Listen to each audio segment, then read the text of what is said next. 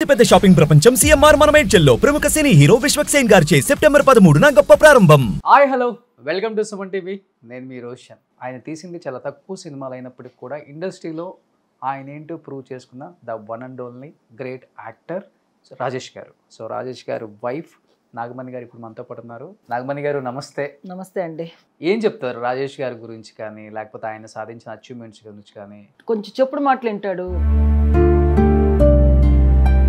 ఈ స్థితికి ఉండేవాళ్ళం కాదు యాక్చువల్గా. అయితే కేవలం భార్య వల్లే రాజేష్ గారి జీవితం కెరీర్ నాశనం అయిపోయింది అనే న్యూస్లు విన్నప్పుడు యాజ్ ఏ వైఫ్ ఎవరన్నారండి అలాగా?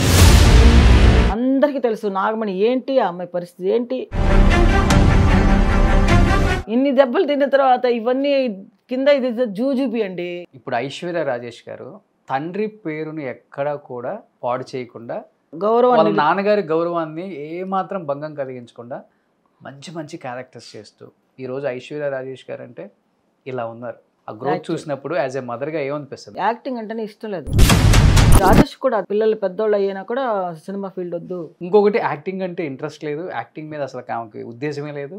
అయినప్పటికీ ఒక న్యాచురల్గా యాక్టింగ్ చేసే వన్ అండ్ ఓన్లీ యాక్ట్రెస్ అంటే ఈరోజు ఐశ్వర్య రాజేష్ పేరే చెప్తారు. చాలా మంది నువ్వు పనికిరావు, హీరోయిన్ కథ ఛాన్స్ లేదు ఈ అమ్మాయికి, వస్తువులు పడుకున్నావు అంటే కూడా ఎవరు మాకు ఇవ్వలేదు. నిజంగా సింగిల్ పేరెంట్ కష్టాలు అసలుకి చెప్పలేం. నా మీదేదో ఇవి అవి ఎన్నో మాటలు విన్నాను. వింటే ఈ చెవులు పడాడు. ఎందుకమ్మా అంత చిన్న ఏజ్ లో చనిపోయారు రాజేష్ గారు? తాగుడుకు బానిస అయ్యారా? అంత తాగాల్సిన అవసరం లేదు. అసలు పిల్లల జాసానికి ఏ సమస్య లేదు. ఆయన వరకు ఆయన చూసుకున్నాడు. అంటే ప్రేమించి పెళ్లి చేసుకున్నారు, ఇద్దరిని ఒకరినొకరు ఇష్టపడి పెళ్లి చేసుకున్నారు. ఎప్పుడు చెప్పడానికి ట్రై చేయలేదు మీరు? చేతపడిలాగా ఏదైనా చేశారా అతనికి ఇలాగ మూల కూర్చోవాలని? మరి అప్పుడు దాకా జాయింట్ ఫ్యామిలీ కదా, ఫ్యామిలీ సపోర్ట్ కూడా లేదు ఇంకా? అవన్నీ ఎందుకులేండి. ఒక రకంగా ఆయన కెరీర్ ఆయనే పాడు చేస్తున్నారు. ఆయనే ఆఫర్లు రాక కాదు. శనీశ్వరుడు నెత్తి మీద ఉంటే ఎవరు ఏం చేయలేరు. బట్ ఇప్పుడు మిమ్మల్ని ఫుల్ రిస్ట్రిక్షన్ చేశారు. పెళ్ళైన తర్వాత యాక్ట్ చేయకూడదు, అంటే డాన్స్ చేయకూడదు, మాస్టర్ అవ్వకూడదు, సినిమాల్లోకి రాకూడదు అని. మరి రాజేష్ గారి అక్క శ్రీలక్ష్మి గారు పెద్ద కమెడియన్, ఆమె యాక్ట్ చేస్తూనే ఉన్నారు కదా, ఆమెకు లేని రిస్ట్రిక్షన్ మీకు ఎందుకు పెట్టారు అసలుకి? ఆవిడ పెళ్లి చేసుకోలేదు కదా. నాగమణి గారు దెబ్బ మీద దెబ్బ, దెబ్బ మీద దెబ్బ, దెబ్బ మీద దెబ్బ. భర్త మళ్ళీ ఇమీడియట్గా పెద్ద కొడుకు సూసైడ్ చేసుకున్నారో లేకపోతే చంపించారో, మళ్ళీ ఇంకొక బాబు. పిల్లలు అలా చనిపోవటం వల్ల మీరు డిప్రెషన్లోకి వెళ్ళిపోయి ఏమైనా ఇబ్బందులు పడ్డారా? మరి సీతమ్మ ఎలా పడిందో తెలియదు మనకి. నేను అది ఆవిడకంటే ఎక్కువ పడ్డానేమో అనిపిస్తుంది. మహానటి సావిత్రి గారి దగ్గర నుంచి చాలా మందిని చూసాం మనం. చివరి రోజుల్లో భలే ఇబ్బందులు పడ్డారు. వాళ్ళొక అసమర్థత అండి. సిల్క్ స్మిత గారు అంటేనే డాన్స్ అంటేనే సిల్క్ స్మిత అంటాం. మీరు ఆమెతో పాటు వర్క్ చేస్తున్నారు, ఏం చెప్తారు సిల్క్ స్మిత గారు? ఇష్టంగా పెళ్ళిళ్ళు చేసుకోవడం, భర్త సరిగా లేకపోవడం చూపించి లోపలికి వెళ్ళిన తర్వాత చనిపోయిన మా వార్త వచ్చింది. Hi hello welcome to Suman TV. నేను మీ రోషన్. ఫస్ట్ ఆఫ్ ఆల్ ఎందరో మహానుభావులు, అందరికీ మా వందనాలు. ఆయన తీసింది చాలా తక్కువ సినిమాలు అయినప్పటికీ కూడా ఇండస్ట్రీలో ఆయన ఏంటో ప్రూవ్ చేసుకున్న the one and only great actor Rajesh గారు. సో రాజేష్ గారు వైఫ్ నాగమణి గారు ఇప్పుడు మనతో పాటు ఉన్నారు. ఆమె ఫస్ట్గా ఒక ఇంటర్వ్యూ ఇవ్వబోతున్నారు తెలుగులో. ఆయన గురించి మన కమెడియన్ శ్రీలక్ష్మి గారు వాళ్ళ వదినే, రాజేష్ గారు వాళ్ళ అక్క, అండ్ ఇప్పుడు వాళ్ళ అమ్మాయి ఐశ్వర్య రాజేష్ గారు కూడా మంచి మంచి సినిమాలు చేస్తున్నారు. ఆమె మాటలను తెలుసుకుందాం. నాగమణి గారు నమస్తే. నమస్తే అండి. అండ్ నిజంగా చెప్పాలంటే ఎటువంటి సపోర్ట్ లేకుండా ఇండస్ట్రీకి వచ్చి ఎన్నో కష్టాలు పడి ఆ కష్టాలను కూడా ఇష్టంగా తీసుకొని మీ వారు చేసిన సినిమాలు 2 జల్ల సీత ఇప్పటికి మా అందరికీ కళ్ళ ముందు ఈటీవీలో ఎప్పుడు టెలికాస్ట్ అవుతూనే ఉంటుంది. ఆనంద భైరవి 1, 2 దాదాపు 40 పైగా చిత్రాలు చేశారు. 40-50 సినిమా 13 సంవత్సరాలలోనే. అవును, 13 సంవత్సరాలు ఉన్నారు ఆయన. 83 నుంచి 96 వరకు ఉన్నారు. 96 దాకా ఉన్నారు. 98లో చనిపోయారు. ఎస్ అవును, 98లో చనిపోయారు. అది కూడా మన పెళ్లి సందడి మూవీ టైంలో నైట్ ఏదో 2 o'clockకి కాలేయం ఇబ్బంది వచ్చి చనిపోయారని చెప్పి నేను విన్నాను. లేదు, ఆయనకి పచ్చకమర్లు వచ్చినాయి. సో నిజంగా ఏం చెప్తారు రాజేష్ గారి గురించి కానీ, లేకపోతే ఆయన సాధించిన అచీవ్మెంట్స్ గురించి కానీ? ఆయన ఉండుంటే ఎక్కడో ఉండేవాళ్ళం మేము, ఈ స్థితికి ఉండేవాళ్ళం కాదు యాక్చువల్గా అయితే. ఎందుకంటే మంచి ఆర్టిస్ట్, మంచి టాలెంట్ ఉంది, అన్నీ ఉన్నాయి. కొంచెం చెప్పుడు మాటలు వింటాడు. పైకి వచ్చే సమయంలో ఫ్రెండ్స్ అని వాళ్ళని వీళ్ళని అందరితో చేరి కొంచెం అతను బిహేవియర్ మారిపోవడం వల్ల అతనికి కొంచెం కెరియర్ తగ్గిద్ది. జాస్తి ఉన్నారా ఫ్రెండ్స్ బాగా? చాలామంది ఉన్నారు, అందరూ సినిమా ఫీల్డ్లో ఉండేవాళ్ళే. వాళ్ళే తీసుకెళ్ళి మాట్లాడడం చేయడం, కొంచెం అతనికి ఫ్రెండ్స్ అంటే చాలా ఇష్టం. అలాగా ఒక ఫ్రెండ్ ఉన్నాడు, చిన్ననాటి ఫ్రెండ్ ఒకడు. అతని వల్ల కొంచెం అతను చాలా బాధపడ్డాడు అనమాట. అంటే ఒక సినిమా తీసి అలజడని సినిమా తీసా, భానుచంద్ర పెట్టి అందరు ఆర్టిస్టులు పెట్టి సినిమా తీసి దాంట్లో చాలా వరకు డబ్బులు పోయినాయి. అక్కడి నుంచి అతనికి ఏంటంటే ఒకలాగా మనిషి మారిపోవడం. అంటే ఉండే డబ్బులంటే దానిలో పెట్టి మనకేం లేకుండా అయిపోయింది. ఉన్న కార్లు గీర్లు కష్టపడి వచ్చి ఇండస్ట్రీకి వచ్చిన డబ్బులన్నీ దానిలో వేసేసాం ఆ సినిమాలో. నేను చాలా ఎంతో ఆశపడ్డాను అనమాట, సినిమా వస్తే మనకి బాగుంటుంది అనేసి. కానీ మాకు తెలియకుండానే రిలీజ్ చేశాడు అతను. ఓకే. అలా ప్రొడ్యూసర్ మీరే? ఇద్దరు ప్రొడ్యూసర్లు, ఇద్దరంటే రాజేష్ను వెంకటేష్ను ఒక అతను. ఓకే. వీళ్ళందరూ చిన్ననాటి ఫ్రెండ్స్ వాళ్ళు. అలా ఒక సినిమాతో అతను కొంచెం ఉన్న ఆస్తులు పోగొట్టుకున్నాం. ఇంకా సినిమాలే వద్దనుకున్నాం. 2 సినిమాలు తీశాడు. ఆ 2 సినిమాలతో మాకు కొంచెం అక్కడి నుంచి స్ట్రగుల్ అయిపోయాం. ఓకే. నేను మొన్న వచ్చేటప్పుడు కూడా ఒక సినిమా చూశాను, తెల్ల గులాబీలు. తెల్ల గులాబీలు, నెలవంక, 2 జల్ల సీత, చాలా సినిమాలు ఉన్నాయి అతని. మంచి కుటుంబం, భానుప్రియతో చేశాడు, విజయశాంతితో చేశాడు, తులసితో చేశాడు, భానుప్రియతో చేశాడు. చాలా మందితో హీరోయిన్లు అందరితో ఆల్మోస్ట్ అప్పుడుండే హీరోయిన్లతో అందరితో చేశాడు. బాగుంటారు, ఎంత సన్నగా హైట్గా ఎంత అందంగా ఉంటారు ఆయన. రాతనే మనం రాయలేం కదా, రాయలేం, ఏం చేస్తాం. బట్ చాలా స్ట్రగుల్స్ పడుతూనే వచ్చారు కదా మా ఇండస్ట్రీకి. అయినా రాగానే రెడ్ కార్పెట్ ఏం కాదు, రాగానే రెడ్ కార్పెట్ వచ్చాడు కాబట్టి అతనికి స్ట్రగుల్ అవ్వలేదు, ఏం స్ట్రగుల్ అవ్వలేదు అతను అసలు, ఏం అవ్వలేదు. సినిమాల కంపెనీలు ఎక్కి దిగి అదంతా ఏం అవ్వలే. రావడమే నెలవంక సినిమా. మన ఆయన కెమెరామెన్, ఆయన పేరు ఏదో ఉంది, గోపాల్ రెడ్డి గారు. గోపాల్ రెడ్డి గారు చాలా మందిని సెలెక్ట్ చేస్తూ ఉంటే ఎవరు నచ్చలేదు వాళ్ళకి, జంజాల గారికి నెలవంక తీసేప్పుడు. ఆ టైంలో రాజేష్ రికమెండ్ చేశాడు అతను. అప్పుడు రాజేష్ ఏమీ ఒక ఇది లేకుండా టక్కన వెళ్ళి క్యారెక్టర్ ఓకే అయిపోయాడు. ఆ సినిమా పెద్ద హిట్ అయింది, బాగుంది. నెలవంక మంచి సినిమా. తులసి అందులోనే ఫస్ట్ అవును హీరోయిన్గా యాక్ట్ చేస్తుంది అమ్మాయి. దాని తర్వాత ఇమీడియట్ గా 2 డైరెక్షన్. తర్వాత ఆనంద భైరవి, ఆయన సినిమాలు 4-5 సినిమాలు జంజాల గారు రాజేష్ పెట్టి తీశారు అన్నమాట. ఓకే. ఇంకా చాలా సినిమాలు ఉన్నాయి ఆయనవి. నాకంత ఎక్కడ ఆయన పుట్టి పెరిగింది ఎక్కడ? అసలు పుట్టి పెరిగిందంతా చెన్నయ్యే, ఇక్కడే అంతా ఇక్కడే. పిల్లలందరూ ఇక్కడే పుట్టారు. వాళ్ళందరూ అందరూ గిరి రోడ్లోనే రంగనాయకి హాస్పిటల్ అని ఇక్కడ, అక్కడే నా పిల్లలు కూడా అక్కడే, ఇక్కడే కన్నా పిల్లలందరినీ. తమిళియన్సా బేసికల్గా ఆయన? కాదు, తెలుగు వాళ్ళే. అవును. అమర్నాథ్ గారు మా మామగారు పెద్ద ఆర్టిస్ట్ కదా ఆయన. ఓకే. మరి ఎన్టీ రామారావు గారు ఈయన చాలా సినిమాలు యాక్ట్ చేశారు. ఆయన హీరో ఇద్దరే హీరోలే. ఓకే.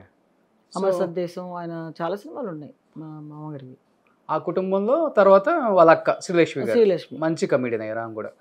అబ్బా జబ్బా తన కూడా చాలా స్ట్రగుల్ పడే వచ్చింది సినిమాల్లో. బాగానే, అంటే అందరూ ఈజీగా వచ్చేయలేరు కదా, స్టార్టింగ్లో అంతా కొంచెం కష్టపడే వస్తారు. రాజేష్ కళ కాదు, ఇంకా శ్రీలక్ష్మి కష్టపడిందేమో. ఎందుకు? ఫాదర్ ఉన్నారు కదా మరి. ఫాదర్ చనిపోయిన తర్వాత కదా వాళ్ళు వచ్చారు. ఓకే. చెన్నైకి ఆయన 80 సంవత్సరాలు చనిపోయారు, వాళ్ళు వచ్చారు అన్నమాట. ఇంకొకటి, అసలుకి లేడీస్ కమెడియన్స్గా ఆ రోజుల్లో రావడం అనేది రాణించడం చాలా కష్టం. అవును. ఆ టైంలో ఆమె టైమింగ్ని పట్టుకొని భలే వచ్చేసి, అంటే ఫేస్ అలాంటిది అంటే కథలకి ఏది కదిలినా అదొకలాగా కామెడీగా అనిపిస్తుంది అన్నమాట అమ్మాయి చేస్తుంటే. అవును అవును. రాత్రులంతా నా దగ్గరికి వచ్చేది పడుకున్నప్పుడు, మనీ కొంచెం డైలాగ్ చదవా, ఎట్లా ఉంది చెప్పు అంటది. నేను చదివి వినిపించేదాన్ని అమ్మాయికి. ఓకే. డైలాగ్స్ ఇలా ఇలా చదువు అనేసి. రాత్రి షూటింగ్ అయిన తర్వాత వస్తుంది అనమాట. అప్పుడు నా పెద్ద కొడుకు అదే నాని చిన్నప్పుడు ఆడొచ్చి పుత్తత్త అంటాడు దాన్ని. వెళ్ళి ఆవిడ వస్తాను, ఆవిడ వచ్చేదాకా మేలుకుని బాగానే జరిగేది, బాగానే ఉండేవాళ్ళం. అందరు కలిసే ఉండేవాళ్ళ? శ్రీలక్ష్మి గారి ఫ్యామిలీ అండ్ రాజేష్ గారి ఫ్యామిలీ 5 years కలిసి ఉండే. ఆ తర్వాత వేడిగా వచ్చేసాం. ఉంది ఇండస్ట్రీలో ఉంది వాళ్ళిద్దరే కాబట్టి వీళ్ళిద్దరు కాంబినేషన్ లో కూడా కొన్ని సినిమాలు చేశారు కదా, 2-3 మూవీస్ చేశారు. చాలా చేశారు. ఇప్పుడు ఐశ్వర్య రాజేష్ గారు తండ్రి పేరుని ఎక్కడా కూడా ఇంచ కూడా పాడు చేయకుండా పదిలంగా అలానే గౌరవం వాళ్ళ నాన్నగారి గౌరవాన్ని ఏమాత్రం భంగం కలిగించకుండా మంచి మంచి క్యారెక్టర్స్ చేస్తూ ఈరోజు ఐశ్వర్య రాజేష్ గారు అంటే ఇలా ఉన్నారు. తమిళ్లో కావచ్చు, తెలుగులో కావచ్చు, కన్నడ కావచ్చు, మలయాళంలో కావచ్చు. ఎలా అనిపిస్తుంది ఐశ్వర్య రాజేష్ గారి ఆమె ఆ గ్రోత్ చూసినప్పుడు యాజ్ ఏ మదర్గా ఏమనిపిస్తుంది మీకు? నేను అసలు ఎటువంటి బ్యాక్గ్రౌండ్ లేదు పాపం. ఏ సేమ్ అమర్నాథ్ గారు చనిపోయిన తర్వాత వీళ్ళు ఇండస్ట్రీకి వచ్చి ఎలా కష్టాలు పడ్డారు, రాజేష్ గారు పోయిన తర్వాత ఆ ఫ్యామిలీలో ఇన్ని సంవత్సరాల పాటు ఎవరూ లేరు.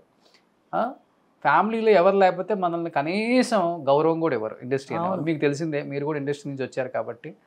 బట్ ఆ అమ్మాయి ఈరోజు తనంతటా తను ఎదిగారు.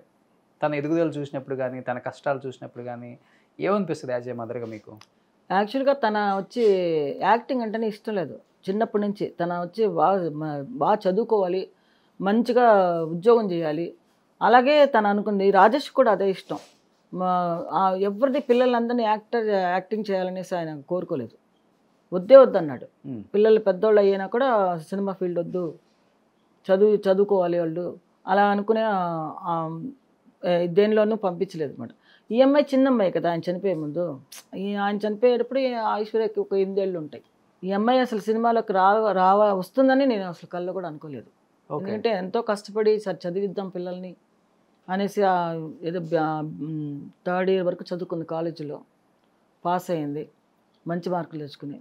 సరే ఇంకా మళ్ళీ చదువుకుంటా అనే టైంకి ఇంకా మానాడ మైలాడ అని చెప్పేసి కళా మాస్టర్ అవును, దాంట్లో టైటిల్ విన్నారు కదా. టైటిల్ విన్నారు. అవును. తనకి ఆ ఇంట్రెస్ట్ అసలు లేదు. అది ఎలా మరి సినిమాలో యాక్ట్ చేయాలని వచ్చిందో తెలియదు. తనకంటే తనకే వచ్చిందనమాట. నేను వచ్చి ఎక్కడ ట్రై చేయలేదు, నువ్వు యాక్ట్ చెయ్యి అని బలవంతం చేయలేదు. తనంతటి తనే టైటిల్ విన్నర్ అవ్వడం, తర్వాత సినిమాలు ఒక్కొక్కళ్ళు అడగడం, తర్వాత ఒకసారి ఒక సినిమా చేసాం, అది పెద్దగా ఆడలేదు, అందరు కొత్త వాళ్ళు.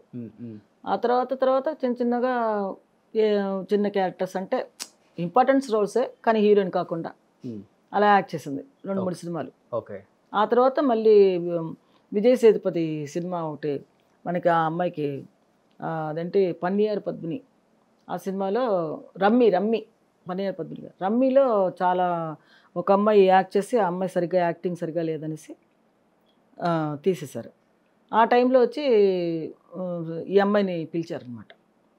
పిలిస్తే ప్రొడ్యూసర్ చూసి వద్దు, ఈ అమ్మాయి అంతగా బాగాలేదు అని చెప్పేసి ఇచ్చేస్తే, అందులో విజయ్ సేతుపతి ఎందుకు బాగాలేదు, అమ్మాయి కళ్ళు బాగున్నాయి, మంచి ఫేస్లో మంచి కళ్ళు ఉంది, ఆ క్యారెక్టర్ సూట్ అవుతుంది అని చెప్పేసి ఆయన రికమెండ్ చేశాడు విజయ్ సేతుపతి. సరే అని ఇంకా ఆ సినిమాలో తన యాక్ట్ చేయడం నిజంగానే మంచి సక్సెస్ అయిందన్నమాట సినిమా. ఆ సినిమా చూసిన తర్వాత పాతింగ్లా ఎలాగ మీరందరూ వద్దన్నారు, అమ్మాయి ఎంత బాగా చేసింది. తర్వాత 2వ సినిమా కూడా ఆయనతో మళ్ళీ పన్నీర్ పద్మిని చేసింది. ఓకే.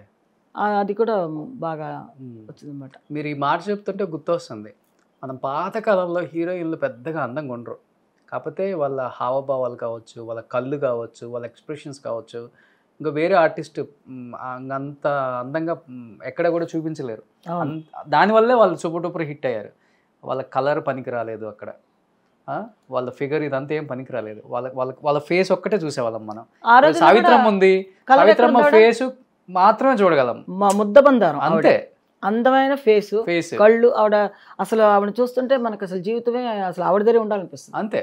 అంత మంచి ఆర్టిస్ట్. అలాంటి ఆర్టిస్టులు ఇప్పుడు ఎవరున్నారు చెప్పలేరు, ఎవ్వరు లేరు. అలాగా ఇప్పుడు ఈ అమ్మాయి కూడా ఏంటంటే పెద్దగా రాణించడం అనేది ఏంటంటే తన ఒక అదే న్యాచురల్గా చేస్తుంది అనమాట. అంటే మామూలుగా మన ఇంట్లో ఎలా మాట్లాడతాం, అవును, ఎలా చేస్తాం, ఏదన్నా సరే న్యాచురల్గా చేస్తుంది. దానిలో తన కొట్టుకుపోయింది అనమాట. ఏ క్యారెక్టర్నా చేస్తుంది. ఇప్పుడు ఏముందమ్మా, ఇప్పుడు అందంగా కనిపించాలంటే ఇంత ఎత్తున పౌడర్ వేయచ్చు, మేకప్ వేయచ్చు, అది కూడా ఏదో దానికి చాలా మంది ఉన్నారు. కానీ ఇలా కనపడే యాక్టర్స్ మనకి ఎవరు లేరు కదా ఇంత న్యాచురల్ గా. మేకప్ కూడా ఎక్కువ వేయదు. నిజంగా ఐశ్వర్య రాజేష్ గారు ఆడియన్స్ కి ఎక్కడ బాగా కనెక్ట్ అయిపోయారంటే ఆమె అపీరెన్స్ వల్లే.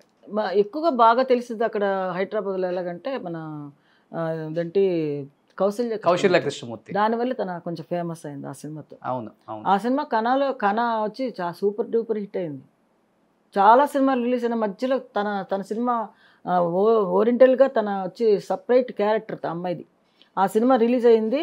మిగతా సినిమాల కంటే ఈ సినిమా బాగా ఆడింది. అవును. మన ఈయన హీరోగా చేస్తాడే రోమియో, మన శివకార్తికేయన్ గారు. అది చూసారా ఎంత మంచి శివకార్తికేయన్ గారు రోల్ ఆయన ఇవ్వడం, అసలు ఆయన ఎదురు చూడలేదు అసలు ఆ అమ్మాయి అలా చేస్తుందని. చాలా మందిని ట్రై చేశారు ఆ సినిమాలో. రోజు సెలక్షనే. ఒక 30 మంది 40 మందిని చూసుంటారు. క్రికెట్ ప్లేయర్ని చూశారు, తర్వాత ఎవరో ఆర్టిస్ట్ని చూశారు, చాలా మందిని చూశారు. చూసి లాస్ట్కి సరే ఐశ్వర్యని అడిగి చూద్దాం ఎట్లా ఉంటుంది అనేసి అడిగితే, నాకు సస్యంరావు క్రికెట్ రాదు, నేను చేయలేను, అయినా ట్రై చేస్తాను, మీకు కనుక నమ్మకం ఉంటే నేను ఒక 1 వీక్ నేను నేర్చుకుంటాను, నేర్చుకుని మీకు ఓకే అంటే నేను క్యారెక్టర్ చేస్తాను. ఓకే, అలాగే చేసిందనమాట ఆ క్యారెక్టర్. వాళ్ళందరికీ ఇదేంటి ఒక వారంలో నువ్వు ఇంత బాగా బాల్ ఇచ్చేస్తున్నావు, స్పిన్నింగ్ అంత బాగా పట్టుకుంటున్నావు, బాగా బ్యాట్ చేస్తున్నావు, నువ్వే హీరోయిన్ అనేసారు. ఓకే, కసి ఎక్కడి నుంచి వచ్చింది మనకి? ఫ్యామిలీలోనే కసి. ఫ్యామిలీ, మా అమ్మ నన్ను చూసి ఫైనాన్షియల్ గా చాలా వీక్ అయిపోయారు ఆయన చనిపోయిన తర్వాత. మీరే మొత్తం కష్టపడి ఫ్యామిలీని ఇంత దూరం తీసుకొచ్చి నిలబెట్టారంటే మీరే పెద్ద రీజన్ అని చెప్పేసి ఆమె సక్సెస్ స్టోరీలో కూడా ఒకసారి చెప్పారు. ఇంకొకటి, యాక్టింగ్ అంటే ఇంట్రెస్ట్ లేదు, యాక్టింగ్ మీద అసలు ఆమెకి ఉద్దేశమే లేదు, అయినప్పటికీ ఒక న్యాచురల్గా యాక్టింగ్ చేసే వన్ అండ్ ఓన్లీ యాక్ట్రెస్ అంటే ఈరోజు ఐశ్వర్య రాజేష్ పేరే చెప్తారు. ఆమె అందం అక్కడ కాదు, ఆమె ఫేసే చూస్తున్నాం మనం. ఎక్కడి నుంచి వచ్చింది ఈ కసి ఆమెకు అసలుకి? తన జీవితంలో వచ్చి ముందుకు రావాలి పట్టుబట్టింది అనమాట. నేను కూడా ఎందుకు రాకూడదు, ఎందుకంటే చాలామంది నువ్వు పనికిరావు, హీరోయిన్కి అంత ఛాన్స్ లేదు ఈ అమ్మాయికి, ఏదో చిన్న చిన్న క్యారెక్టర్లు ఫ్రంట్ క్యారెక్టర్లు వేయచ్చు అలా అన్నారు. అంటే ఈ అమ్మాయికి ఏమైందంటే దాని మీద ఎందుకు నేను రాకూడదు అని ఒక పట్టుదల, దాని మీద వచ్చి తనకు నమ్మకం అనమాట, నేను వస్తాను తప్పకుండా అని చెప్పేసి. ఏం చేసిందంటే అప్పుడు కొత్తలో ఒక మాస్టర్ ఉన్నాడు, ఒక ఆయన ఏం చేశాడంటే మంచి క్యారెక్టర్ ఇస్తానని చెప్పి తీసుకెళ్ళి గుంపులో గోవిందులాగా నడిపించుకుని తీసుకొస్తున్నాడు. నేనన్నాను ఇలాంటి వేషాలన్నీ వేయకూడదు తమ్ములు, వద్దు వెళ్ళొద్దు, అసలు ఏం అవసరం లేదు, మనకేం తిండికి లోటు లేదు, ఏదో నేను కష్టపడుతున్నాను, ఇంట్లో నా ఇన్ని రోజులు కాపాడుకుంటూ వచ్చాను, ఇంకా నువ్వు నా కోసం నువ్వు ఎక్కడికి వెళ్ళకూడదు అని చెప్పేశాను. అలాగా తనకేంటంటే ఇంకా అలాంటివి చేయకూడదు, ఏంటి చిన్న చిన్న పనులు అంటే అమ్మకు ఒక 500 రూపాయలన్నా మనం కష్టపడి ఇద్దాము. అండ్ నాకు బ్యాక్గ్రౌండ్ ఎవ్వరు ఒక్క రూపాయి సింగిల్ పైసా కూడా నా వాళ్ళు అనేవాళ్ళు ఎవరు నాకు హెల్ప్ చేయలేదు. మేము చాలా పస్తులు పడుకున్నామంటే కూడా ఎవరు మాకు ఇవ్వలేదు. ఓకే, అలాంటి పరిస్థితుల్లో కూడా నేను కష్టపడి తీసుకొచ్చి నేను మా పిల్లలకి నేను చదువులు చెప్పించి చిన్న స్కూల్లో నుంచి పెద్ద స్కూల్లో నుంచి ఇంకో పెద్ద స్కూల్ అలా వేశాను. తర్వాత మోహన్ బాబు స్కూల్లో హాస్టల్లో చెప్పించాను 3 పిల్లల్ని. నా దగ్గర ఉంటే నేను చూసుకోలేను, రియల్ ఎస్టేట్ అన్నీ తిరగాలి అని చెప్పేసి నేను హైదరాబాద్లోనే చాలా ఒక 1 ఇయర్ నేను రియల్ ఎస్టేట్ కోసం అక్కడే ఉండిపోయాను. హైదరాబాద్లో ఉంటే అక్కడ శంషాబాద్లో ఒక ల్యాండ్లో వేస్తే అక్కడ నాకు ఒక టీం రెడీ చేసుకుని వాళ్ళందరినీ నా కింద నాకు 400 వచ్చింది అనుకోండి, పక్కన వాళ్ళకి 200, ఇంకొక అమ్మాయికి 100 రూపాయలు, అట్లా ఒక టీం ఏర్పరచుకున్నాం అనమాట. మేమే చేసుకుని డైలీ వెళ్ళడం రావడం. శంషాబాద్కి వెళ్ళి అది బ్యూటీ కింగ్డమ్ అని చెప్పేసి బ్యూటీ ఆర్చర్డ్స్ అక్కడ రిసార్ట్స్ నర్సారెడ్డి గారు అని చెప్పి ఆయన ఎండి, ఆయన దగ్గర నేను చాలా సంవత్సరాలు పనిచేశాను. ఇక్కడ నుంచి ఆయన హైదరాబాద్ వెళ్ళారు అనమాట. మగవాళ్ళే రియల్ ఎస్టేట్ చేయడం కోసం అల్లాడిపోతుంటారు. అదే నేను ఒక టీం తయారు చేస్తాను అనమాట. నేను ఇనిషియల్ డేస్ లో ఎన్ని కష్టాలు ఉంటాయి కదా, మరి ఒక ఫ్లాట్ అమ్మాలంటే ఎంత కష్టం. నేను చాలా అమ్మించాను, 100 ఫ్లాట్లు అమ్మించాను అక్కడ. ఆ వచ్చే కమిషన్తో కొంచెం ఒక సైట్ తీసుకున్నా కూడా కోటేశ్వరాలని నా పిల్లలు అదే తిడతారు, ఏమ్మా ఇంతమందికి ఇప్పించావు, ఒక్క ఫ్లాట్ నువ్వు పెట్టుకోలేదా అని. ఎక్కడా అవన్నీ పెట్టుకుంటే నాకు ఎక్కడ కుదురుతుంది, మీ అందరికి చదువు చెప్పించాలి, మనం అందరినీ బాగుపరచాలంటే అక్కడ ఫ్లాట్ కొనుక్కొని అది చూసుకుంటూ కూర్చుంటాం మనం, అక్కర్లేదు. వచ్చేది ఇప్పుడు 1 లక్ష రూపాయలు ఇచ్చిందా 2 లక్షలు ఇచ్చిందా, వాళ్ళ చదువుకు 4 చదివించాలి నేను. 4కి మరి చూడాలంటే మాటలా కష్టం కదా, మగ దిక్కు లేరు. ఆయన చనిపోయిన తర్వాత నేను అనాదిలాగా అయిపోయాను. ఇంకా ఏం చేయాలో అర్థం కాలేదు జీవితంలో, ఏం చేస్తాను, ఎలా దేవుడు నన్ను ఎలా చేస్తాడు, గట్టెక్కిస్తాడు అంటే అలాగా అనుకుంటూ ఉన్నప్పుడు గబుక్కొని ఈ అమ్మాయి నాకు చేయందిచ్చింది, నేనున్నాను. నిజంగా సింగిల్ పేరెంట్ కష్టాలు అసలుకి చెప్పలేం. కానీ అందులోనే చాలా నా మీదేదో ఇవి అవి ఎన్నో మాటలు విన్నాను. చాలా ఏమిన్నారు మీరు? వద్దులేండి, అవన్నీ వద్దు, నేను చెప్పను.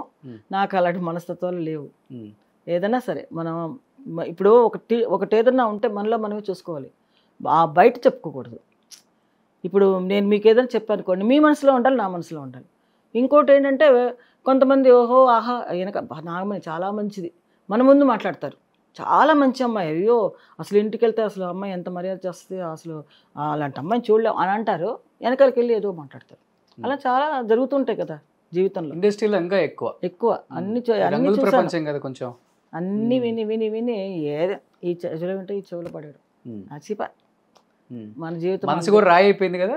ఎవరు ఏం మాట్లాడినా నేను పట్టించుకోనండి, నాకు అనవసరం. ఇప్పుడు నాకు కావాల్సిన నా పిల్లలు బాగుండాలి, వాళ్ళ వరకు నేను చూసుకుంటాను, అంతవరకే. నాకు ఇంకా వేరే ప్రపంచం అవసరం లేదు. ఐశ్వర్య రాజేష్ గారిది సక్సెస్ స్టోరీ నేను ఆమెకు కూడా చెప్పాను కదా వీడియో కాల్లో, నేను ఒక 100 times పైన విని ఉంటా. ఈవెన్ మీ ఇంటర్వ్యూకి వచ్చే ముందు కూడా నేను విన్నాను. మళ్ళీ కళ్ళమ్మటి ఒక్క కన్నీరు చుక్క రాకుండా ఆమె సక్సెస్ స్టోరీ చెప్తే కొన్ని వేల మంది కళ్ళమ్మటి నీళ్ళు తెచ్చుకున్నారు. అవును, వాస్తవంగా చెప్పాలి, వాస్తవం అంటది. ఆ అమ్మాయి మనసు కూడా అంతా రాయి అయిందా అనిపించింది నాకు కూడా. బట్ మిమ్మల్ని చూసిన తర్వాత అనిపించింది నిజంగా రాయి అయిపోయింది ఆమెకి. చిన్నప్పటి నుంచి కష్టాలు ఇవన్నీ చూసి చూసి చూసి మనిషి అనేవాళ్ళు ఇంకెట్లయిపోతాం అట్లా అయిపోయింది ఆమె కూడా అనిపించింది. మీ గురించి చెప్పేటప్పుడు నిజంగా 38 ఏళ్లకే మీ వారు చనిపోయారు. ఆయన చనిపోయినప్పుడు ఆ అమ్మాయి వయసు 8. ఆయన చనిపోయిన 2 సంవత్సరాలకే మళ్ళీ మీ పెద్ద కొడుకు ఒక అమ్మాయిని ప్రేమించి సూసైడ్ చేసుకున్నాడో లేకపోతే వాళ్ళు చంపేశారో అని తెలియదని చెప్పి ఒక మాట అన్నారు. ఇంకొకటి అది జరిగిన కొన్నాళ్ళకే 20 years ఇంకొక కొడుకు బైక్ యాక్సిడెంట్ లో చనిపోయారు. బైక్ కాదు, కార్ యాక్సిడెంట్ లో చనిపోయారు. ఇంకా మిగిలిన నేను, మా బ్రదరు, మా అమ్మ, అంతే ముగ్గురుమే. ఈవెన్ ఇప్పుడు మా నాన్నగారు చనిపోయిన తర్వాత మా అమ్మ ఇల్లమ్మడి తిరిగి చీరలు అమ్మింది, LIC పాలసీలు కట్టించింది, రియల్ ఎస్టేట్లో ఫ్లాట్లు అమ్మించింది. అంటే ఒక మగవాడు కూడా పడని కష్టాలు మా అమ్మ పడి కుటుంబాన్ని ఈ స్థాయికి తీసుకురావడానికి మెయిన్ రీజన్ అని చెప్పింది. ఇంకొకటి నాన్న చనిపోయినప్పుడు ఫైనాన్షియల్గా ఏమీ లేదు, జీరో. అవును, ఏమీ లేదు, తెచ్చుకుంటే తినాలి లేకపోతే పస్తు పడుకోవాలి. ఆయన కోసం చాలా అప్పులు చేశాను కూడా. రాజేష్ బతుకు ఏం చెప్తారు అసలు ఈ స్టోరీ గురించి, ఏం చెప్తారు మీరు పడ్డ కష్టం? అంటే ఇదంతా తలుచుకున్నప్పుడు ఒక్కొక్కరు తలరాత అంతే. ఇప్పుడు మనం ఓహో అనుకుంటాం జీవితంలో, చాలా మనం చాలా సుఖపడిపోతాం, హ్యాపీగా ఉంటాం అనేసి అనుకుంటాం లైఫ్. ఇప్పుడు మా ఆయన ఉన్నప్పుడు ఆయన బాగా సంపాదిస్తాడు, బాగా పైకి వస్తాడు అని మన కళ్ళు కనొచ్చు చాలా. అసలు యాక్చువల్గా అయితే హైదరాబాద్లో పెద్ద ఇల్లే కట్టుకుని ఉండొచ్చు ఆయన ఉండే పరిస్థితికి. కానీ ఏంటంటే కొన్ని అలవాట్లకి లోన్ అయిపోయి ఫ్రెండ్స్తో తిరిగి అతను కెరీర్ అతనే పాడు చేసుకున్నాడు. కానీ అదేంటంటే నేనేదో పాడు చేసినట్టుగా కూడా మాట్లాడారు. అది వచ్చి నాకు చాలా మనసు కష్టమైంది. బట్ అవన్నీ నేను డోంట్ కేర్, నాకు అవసరం లేదు, ఎవరు మాట్లాడినా నాకు అవసరం లేదు. ఎందుకంటే నాకు కావాల్సింది వచ్చి నా లైఫ్, నా గురించి నాకు తెలుసు. ఇప్పుడు ఎవరో ఏదో మాట్లాడారు కదా అనేసి అవన్నీ నిజాలు అయిపోవు కదా. అది నిజాలు అయిపోతే ఇంకా జీవితాలే ఉంది. వాళ్ళ వెనకాల ఏముందని చూసుకుని ఇంకొకళ్ళు మాట్లాడాలి, అంతే కదా.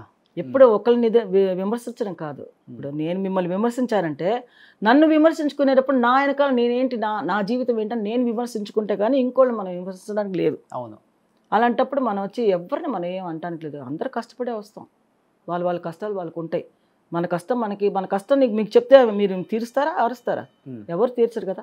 ఈరోజు మనం కూర్చొని తింటున్నాం అంటే నా కూతురు పైకి వచ్చింది, ఆహా నాగమణి, ఆ రోజు వచ్చి నాగమణినా అనేసి అంటారు.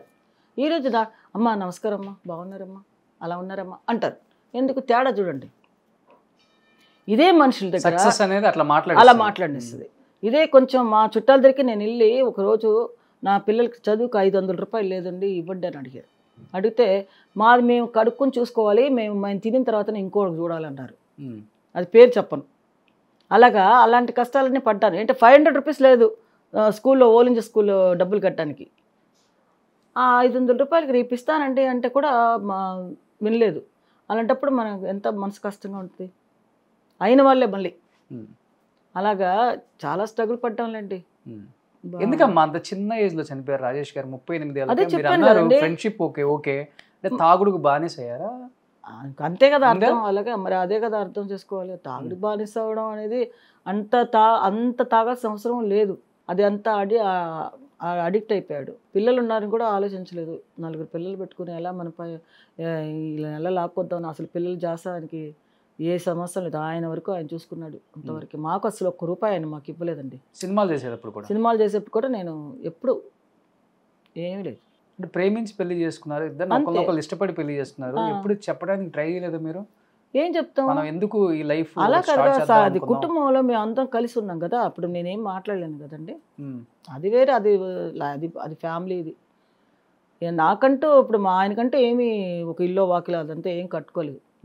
అప్పటికి నేను నా బలవంతంగా నేను ఒక ఫ్లాట్ తీసుకుంటే అది కూడా ఇంకా ఇలాగ అయినప్పుడు ఇంకేం కడతాం డబ్బులు, అది కూడా అమ్మేసుకో అంటే వాళ్ళు వాడికి ఇచ్చిన డబ్బులు తీసుకుని మళ్ళీ మేము వాడుకున్నాం.